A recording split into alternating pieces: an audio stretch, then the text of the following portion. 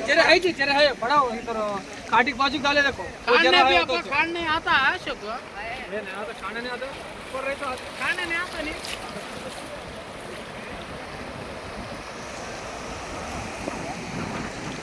इधर बोले तो सुने रखो गड्ढे काट कर दी तो बजरी डाले तो आता इन हाथ कर दी थे जापा जापा तो गड्ढे रोड पर काट कर दी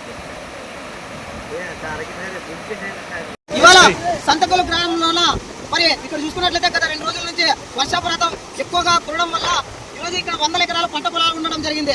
మరి ఈ వంక ద్వారా నీళ్ళన్నీ కూడా పంట పొలాల్లోకి పోయే పరిస్థితి ఉంటుంది.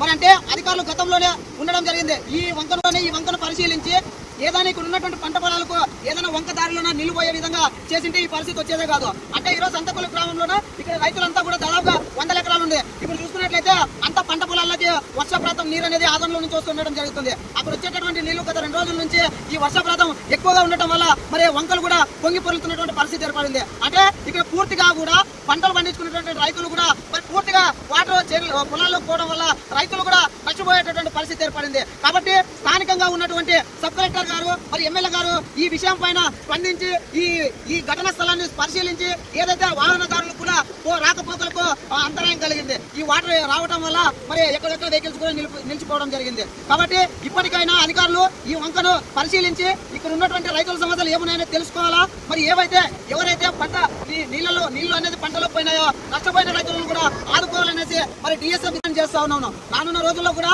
ఈ సంతకూరు గ్రామం రైతులను కలుపుకొని ఎవరైతే పంటలు పండించి ఈ రోజు నష్టపోయినారో వర్షపాతం వల్ల నీళ్ళు చెన్నెలకు పోయినాయో వాళ్ళని ఖచ్చితంగా ప్రభుత్వం ఆదుకొని డిఎస్ఎఫ్ విద్యాసంఘంగా నేను డిమాండ్ చేస్తా ఉన్నాను. నా పేరు ఉదయ్ కుమార్, డిఎస్ఎఫ్ రాష్ట్ర నాయకుడు.